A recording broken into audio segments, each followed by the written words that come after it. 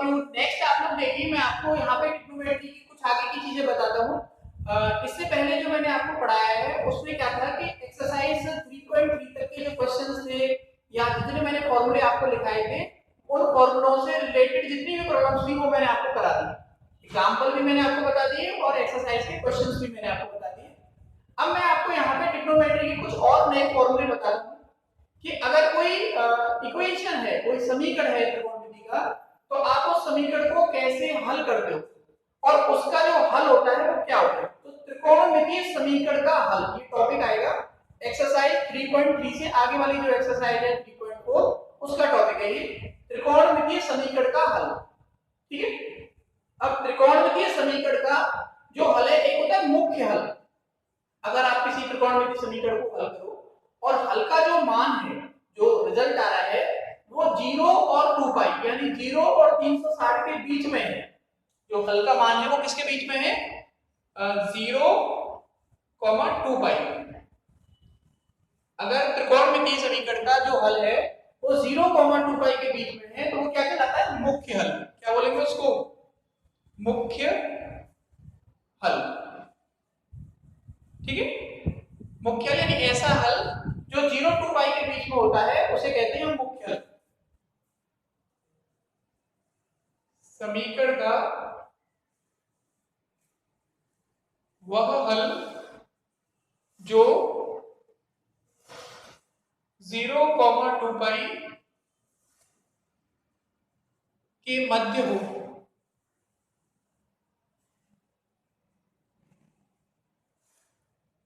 मुख्य हल कहलाता है। ठीक, इसमें आपको डेफिनेशन पे ज्यादा नहीं जाना है। आपको क्या करना है? ट्रिग्नोमेट्रिक समीकरण को क्या करना है? सॉल्व करना है, हल करना है। अगर उस हल की जो वैल्यू है वो 0 और 2 पाई के बीच में आ रही है तो आप कहोगे कि सर ये कैसा है? Principal solution. एक होगा व्यापक हल, जो मेन है यहाँ पे व्यापक हल यानी जनरल सॉल्यूशन। जनरल सॉल्यूशन, ठीक है, व्यापक हल। अच्छा, जनरल सॉल्यूशन के लिए फर्स्ट पॉइंट है किस तरह के फॉर्मूले हैं वो आपको याद रखना। फर्स्ट फॉर्मूला है, अगर मानो sine theta is equal to sine alpha है तो थीटा का व्यापक मान, थीटा का व्यापक मान theta is equal to n pi plus -1 की पावर n अल्फा। यहां आपका n क्या है? कोई भी इंटीजर, पूर्णांक है कोई। ये आपका पहला फॉर्मूला बन गया। दूसरा है, यदि sine theta cos theta is equal to क्या हो? कॉस अल्फा, तब थीटा का जो व्यापक मान होगा वो होगा आपका 2n pi plus minus alpha. यहाँ n कोई भी इंटीजर होगा। इंटीजर आप जानते हो, set of integer 0 plus -1 plus -2 and so on. पूर्णांक, पूर्णांक का समुच्चय इंटीजर बोलते हैं इंग्लिश में, हिंदी में कहते हैं पूर्णांक। पूर्णांक क्या होते हैं? 0। जो प्लस के होते हैं वो धनात्मक पूर्णांक कहलाते हैं और जो माइनस के होते हैं उनको हम लोग बोलते हैं ऋणात्मक पूर्णांक। तीसरा पॉइंट है, यदि tan theta is equal to tan alpha, तब जो थीटा का व्यापक मान होता है उसका फॉर्मूला है n pi plus alpha n log into integer. ये आपका थर्ड हो गया। ठीक है। एक फॉर्मूला आपको ये और याद रखना है यहाँ पे, वैसे आपके सिलेबस में नहीं है ये, लेकिन ये क्वेश्चंस में आगे जब आप 12th में जाएंगे या कोई विषय की तैयारी करेंगे तो वहां पे आपको ये सब मिलेगा। तो फॉर्मूला है ये आपका, ये किसके लिए है? जैसे अगर sine square theta, sine square theta is equal to क्या हो? साइन स्क्वायर अल्फा, या cos square theta is equal to क्या हो आपका? कॉस स्क्वायर अल्फा, या आपका tan square theta is equal to क्या हो? tan square alpha. तब इन तीनों के लिए तब थीटा का व्यापक मान यानी general solution of theta equal to n pi plus minus alpha, n pi plus minus alpha. यहाँ n क्या है, कोई भी इंटीजर हो सकता है, ठीक है भाई। तो त्रिकोणमितीय समीकरण के हल आपको ज्ञात करने हैं। पहले जो क्वेश्चन से शुरुआत वाले एग्जांपल और आपकी जो एक्सरसाइज 3.4 के जो शुरू के क्वेश्चन हैं उनमें तो आपको मुख्य हल निकालना है, लेकिन हम मुख्य हल भी क्या करेंगे, इस व्यापक हल वाले फॉर्मूलों से निकालेंगे। इस फॉर्मूले का 11 की आपकी बुक में ज्यादा यूज नहीं है, लेकिन ये भी आपको याद रखना है। किसी क्वेश्चन में अगर आएगा तो मैं आपको उसको सॉल्व करके बता दूंगा कि इस तरह से केवल प्लस माइनस हो जाता है यहाँ पे इस n वाले। ये तीन फॉर्मूले हैं जो आपको बेसिकली यहाँ पे याद रखने हैं, और इन तीनों फॉर्मूलों को आपको उसमें यूज करना है क्वेश्चन से।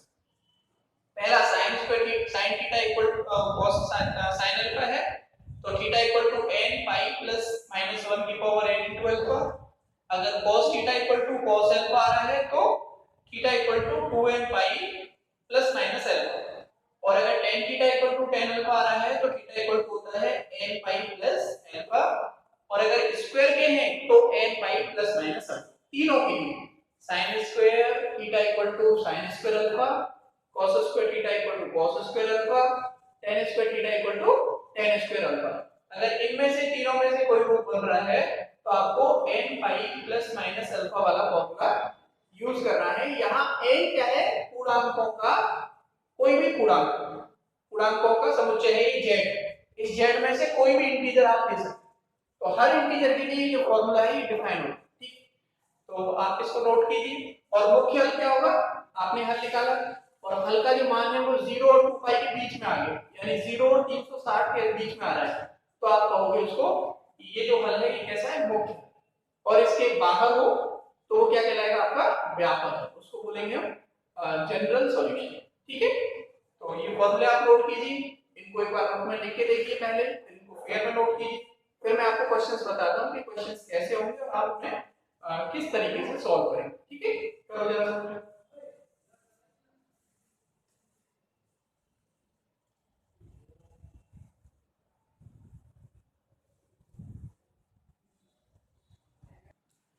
एक मैंने क्वेश्चन लिखा है यहाँ पे, ये आपकी जो बुक है उसका एग्जाम्पल है, उदाहरण है ये 14वां।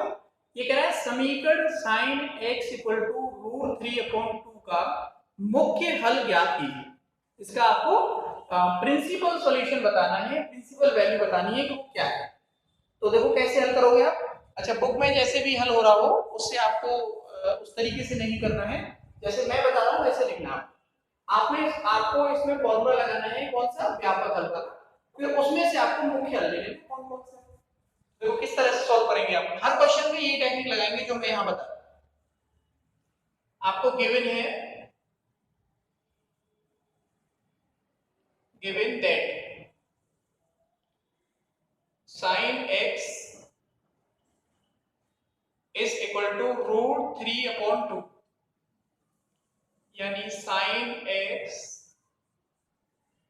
is equal to रूट 3/2 क्या होगा आपका, रूट 3/2 होता है sin, इसकी वैल्यू है 60 की, यानी π/3। एक फॉर्मूला मैंने आपको बता ही दिया है sin थीटा व्यापक हल, sin थीटा इक्वल टू अगर sin अल्फा है तब जो थीटा का व्यापक मान होता है वो होता है आपका n पाई प्लस माइनस 1 की पावर n अल्फा, यहाँ n बिलोंग करेगा z। तो therefore x equal to n pi plus minus 1 की पावर n, अल्फा आपका कितना है π/3, ठीक है। n आपका क्या है, सेट ऑफ इंटीजर में से है, कोई वैल्यू इंटीजर है, इंटीजर होते हैं आपके 0 plus minus 1 plus minus 2 and so. ये हमारा आ गया व्यापक, सॉरी x में नहीं आएगा, थीटा में आएगा। ये तो फॉर्मूला लिखा था ना आपका, sin थीटा इक्वल टू अगर sin अल्फा है तो थीटा इक्वल टू n, ये sin x में है तो आंसर आएगा x, थीटा के प्लेस पर यहाँ x है तो x आएगा। अब इसमें देखो आप n की वैल्यू 0, ऐसे जब n इक्वल टू 0 तब x इक्वल टू कितना आ रहा है आपका π/3, जब n इक्वल टू 1 तब 1 रखेंगे आप तो ये हो जाएगा हमारा पाई, और ये -1 की माइनस हो जाएगा -π/3। सॉल्व करेंगे तो 2π/3 ये x की वैल्यू होगी। इसके बाद अगर n इक्वल टू -1 करोगे आप, n इक्वल टू -1 तब x क्या आएगा? -1 कहाँ रखना है? यहाँ पे रखना है। देखो इसमें ये जो लिखा है ना बस इसमें यहाँ पे -1 करना है, तो ये -π हो जाएगा, और आप यहाँ -1 करेंगे पावर में तो ये नीचे आ जाएगा, तो ये भी माइनस हो जाएगा, माइनस के π/3। इन दोनों को ऐड करोगे तो माइनस की 4π/3, माइनस का आएगा ना 3 और 1 4 हो जाएगा। यहाँ -1 करेंगे तो 1/1 हो जाएगा, माइनस आ जाएगा, 3 और 1 4π/3। ठीक है, अब आपको देखना है इसमें तो 0 और 2π के बीच में कौन कौन से हैं? 0 और 2π के बीच में कौन कौन सी वैल्यू है? 0 और पाई। तो देखो ये जो वैल्यू आ रही है π/3, ये 0 और 2π के बीच में आएगी, यानी ये आपका कितना है? 60 है। ऐसे 2π/3 है, ये भी इसी के बीच में आएगी। इसी तरीके से आप जब यहाँ -1 रखोगे तो ये माइनस हो जाएगा, और ये माइनस ये 4π/3 होगा माइनस का, तो नेगेटिव आ रहा है। और हमें वैल्यू किसके बीच में लेनी है? जो 0 और 2π के बीच में। तो अगर ये नेगेटिव है तो इसका मतलब 0 से पहले आएगा, है ना, तो इसमें नहीं आ रहा है, इसके बीच में। भाई आपको वो देखना है जो इस इंटरवल के बीच में वैल्यू आ रही है। तो देखो 0 के बीच में ये π/3 आ जाएगा, इन दोनों के बीच में ही आएगा। π/3 का मतलब कितना हुआ? 60 हो गया अगर आप डिग्री में चेंज करोगे तो। और 0 से 2π यानी कि 0 से 360, तो 0 और 360 के बीच में ये है, एक ये भी है, ये 120 आ रहा है। ये आपका कितना है? माइनस यानी 0 से छोटा है, ये बाहर निकल गया। तो ये दो वैल्यू है, एक ये है, एक आपकी ये है। अगर आप और लगाओगे वैल्यू n इक्वल टू जैसे 2 रखोगे, 3 रखोगे, तो अगर कोई वैल्यू रखोगे तो वो हमेशा क्या होगी? ज्यादा होगी। जैसे आपने 2 रखा है यहाँ पे, तो ये 2π हो गया, ये आपका प्लस हो गया, तो 3 दूनी 6 और एक 7/3 आ गया, यानी 7π/3। तो 2π से ज्यादा हो रहा है, इसका मतलब बाहर निकल गया। तो जो इसके बीच में आएगा वो मुख्य होगा। तो इसके बीच में कौन कौन से आ रहे हैं? एक तो आ रहा है π/3, एक आ रहा है 2π/3, तो इसलिए मुख्य क्या हुए? अतः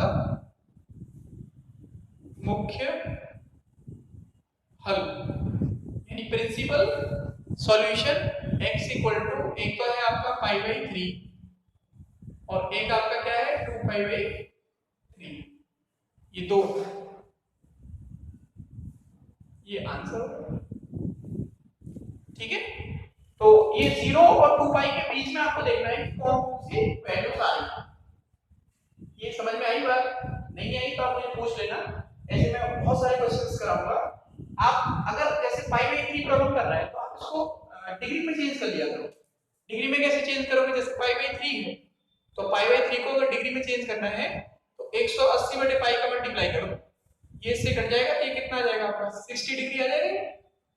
और ये 0 से 2π है, तो 2π को अगर चेंज करोगे आप तो ये 180/π, तो पाई तो कैंसिल हो जाएगा, ये कितना आएगा आपका? 360 डिग्री। यानी 0 और 360 के बीच में, 0 और 360 डिग्री, ये दोनों डिग्री, इन दोनों के बीच में देखना है कौन कौन सी वैल्यू आ रही है। अगर रेडियन में प्रॉब्लम करें तो आप उसको डिग्री में चेंज करके देखना पड़ेगा, तो रेडियन में भी देख सकते हैं। जैसे π/3 है तो इन दोनों के बीच में 0 to π, ऐसे 2π/3 है तो ये भी इसके बीच में है। अब ये है माइनस के 4π/3, तो माइनस का हो गया, इसका मतलब 0 से छोटा हो। नेगेटिव वैल्यू क्या होती है? 0 से